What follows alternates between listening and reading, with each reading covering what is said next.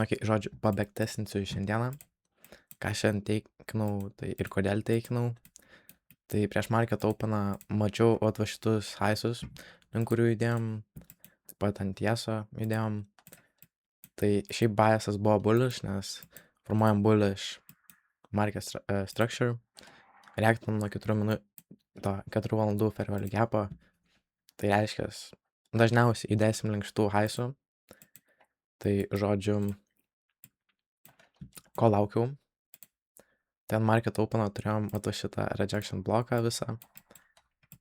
Bet dar turėjau omeny, kad labai minimaliai turėjau omeny, kad turim šitą 1 hourly intermediate high. Šiandien nebūčiau teikinę shortų, nes jau gal 16 dienų nuolatos kylam ir tiesiog neapsimoka ieškoti shortų.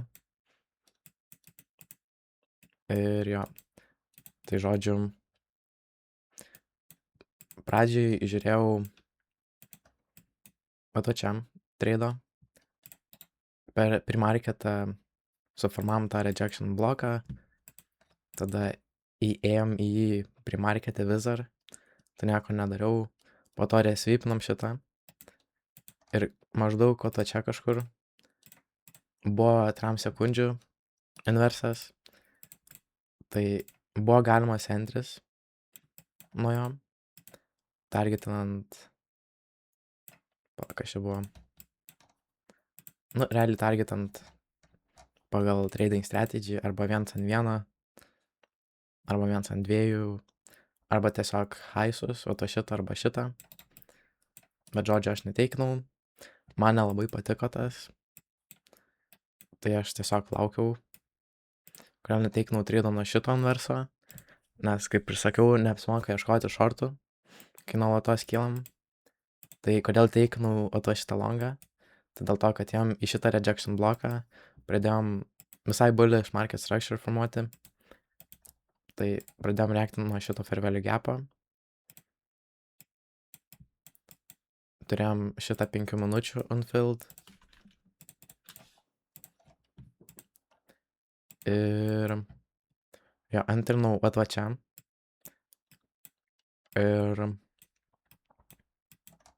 va čia stop loss dėjau, nes jisai kaip ir protected gaunasi. Nu, tikrai nenorėčiau, kad jis eitų žemiau šito. Ir šiaip laukiau pradžiai, kad nueitume 5 minučių fair value gapą ir tada nueičiau break even. Arba kaip tik nenueičiau, palaukčiau tiesiog. Ir žodžiu, buvau drawdown'e belenkiek laiko. Ir iš viso, šiaip šitas tradas net nėra pagal mano strategy. Tai ką čia buvo 3 sekundžių inversas, tai nuo 3 sekundžių inverso teikinau. Bet vis tiek šitas tradas nebuvo pagal mano strategy. Tai dėl to gaunasi labai bad tradas. Ir galima sakyti emociškas tradas. Nes nėra pagal mano strategy, tai galima sakyti pafomo inau.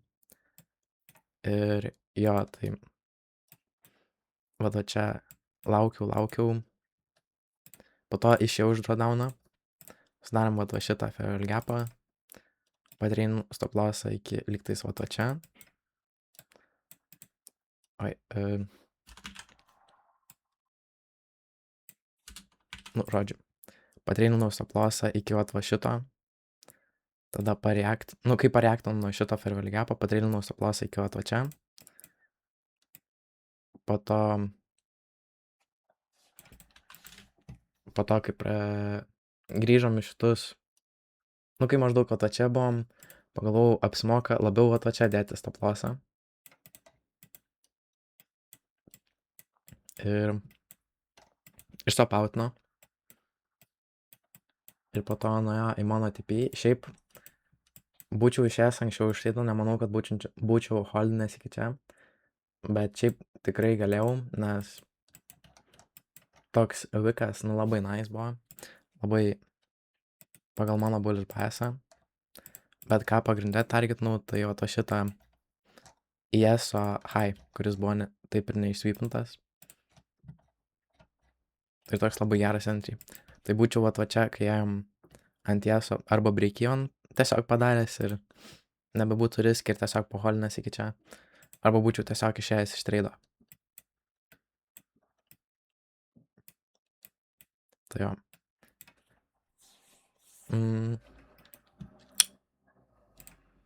Dėl šito treido realiai, kad ir nuėjo į tą TP, nėra ko gailėtis.